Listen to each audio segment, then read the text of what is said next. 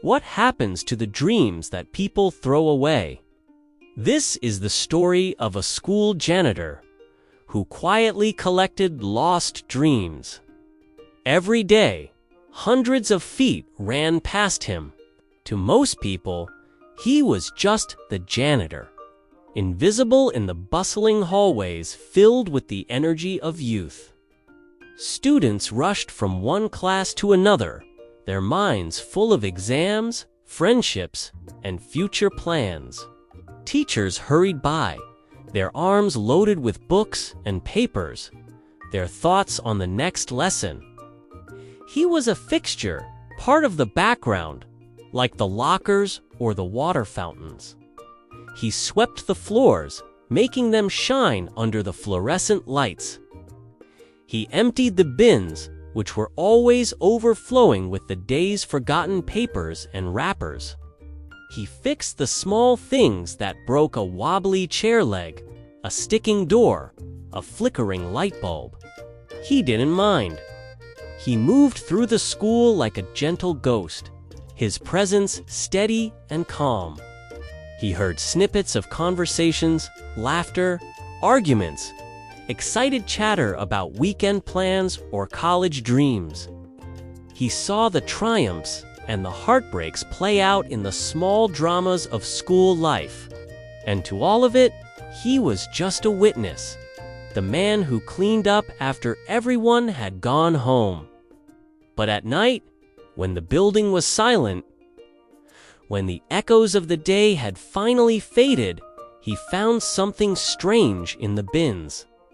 The silence was his companion. In the quiet solitude of the empty classrooms, under the soft glow of a single desk lamp, he began his real work. He would empty the trash cans, not with the hurried efficiency of his daytime routine, but with a careful, almost reverent attention. And there, amidst the crumpled notes and discarded food wrappers, he found them, dreams. Not the kind made of gold or diamonds. These were made of paper and pain. He would find a crumpled drawing of a powerful comic book hero, sketched with raw talent but abandoned in frustration. He'd discover a page of song lyrics, words full of heartbreak and hope, torn in half. He once found a university brochure for a prestigious arts school, ripped down the middle, a silent testament to a choice someone felt they couldn't make. Each piece of paper told a story of a hope that had been surrendered, a passion that had been stifled by fear or doubt. Instead of throwing them away, he kept them. He couldn't bear to see them buried under the rest of the day's refuse. In a small, cluttered supply closet where he kept his tools and cleaning supplies, tucked away under a low shelf was a simple cardboard box. This was his sanctuary for lost hopes. He would carefully take each crumpled piece of paper, gently smoothing out the folds and creases with his work-worn hands. He'd stack them carefully inside, sketches of fantastic creatures, fragments of stories about distant galaxies, complex science ideas scribbled on napkins, unsent letters to a future self full of promises and ambitions. He didn't know the names of all the students, okay? He rarely spoke to them, and they rarely saw him as anything more than a part of the school's machinery. But he knew their secret hearts. He knew the aspiring artist who doubted their own hand, the budding musician who felt their voice wasn't strong enough, the future scientist who was told their ideas were too strange. He knew their dreams. One evening, long after the final bell had rung, he was making his rounds and saw a light on in one of the classrooms. Inside, a student was slumped over a desk, their head resting on a pile of open books. The student looked exhausted, defeated, as the janitor quietly entered to empty the bin. He saw the student pick up a piece of paper, crumple it, and aim for the trash. It was another dream about to be thrown away. A college application form, and scrawled across the top in angry letters were the words, "Never mind." He paused, his hand holding the trash bag. He felt a familiar ache. He looked at the student, their shoulders slumped in defeat. Quietly, he asked, "Tough day." The student looked up, startled, their eyes red and puffy. They just shrugged, unable to speak at first. Then, the words tumbled out in a whisper of frustration. "People like me don't make it," the students said, their voice thick with disappointment. "It's stupid to even try."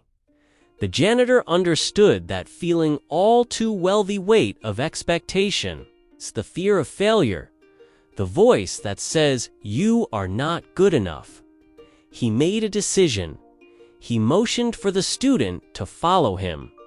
He led them away from the brightly lit classroom, down the quiet, dim hallway to his small supply room. He knelt down and pulled out the old cardboard box from under the shelf. With a quiet reverence, he lifted the lid. He showed the student the years of lost dreams he had collected.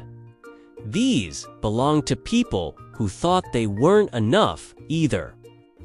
He said softly, his voice a gentle rumble in the small space. The students stared, their eyes wide with surprise. They reached into the box and began to look through the contents. Their fingers traced the lines of a beautiful architectural sketch. Read a poem about flying, unfolded a detailed plan for a community garden. There were so many, whole hidden world of abandoned potential. Some of them came back for their dreams. The janitor continued, gesturing to some empty spaces in the box. Some didn't. But I decided one thing a long time ago. I will not throw dreams away, not even yours. The student's hands shook as they searched through the pile and pulled their own crumpled application form back out of the box. They held it in their hands, the words "never mind" staring up at them like a judgment. They looked at the janitor, at the box full of 100 other moments of doubt, and then back at the paper. Slowly, deliberately, they smoothed it out on a nearby crate. They took a pen from their pocket. They drew a thick line through "never mind." And underneath it, in shaky but determined handwriting, they wrote, "I will try anyway." Nothing in the outside world had changed in that moment. The application wasn't magically accepted. The path ahead wasn't suddenly easy. But inside that small, cluttered room, something small and bright that had nearly gone out woke up again. A single choice, a single moment of refusing to give up had shifted everything. Years passed, the janitor continued his quiet work.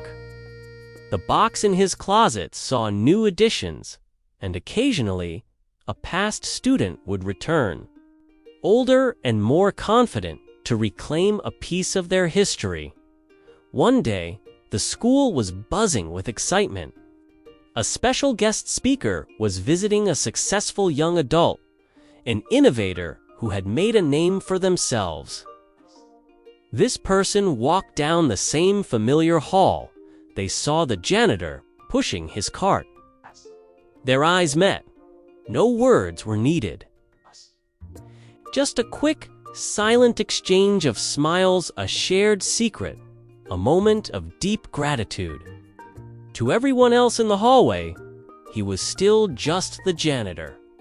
But he knew the truth. and so did one other person. His hands didn't just clean floors and empty bins. They protected hope. If you feel like your job or your role in life is small, if you feel invisible, remember the janitor. You never know whose life you are touching.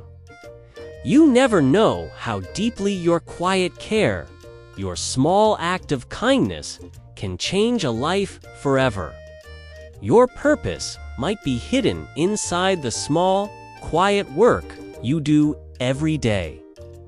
This is Learn English with Stories, and your purpose is bigger than it looks. Thanks for watching. Remember to subscribe for more stories that inspire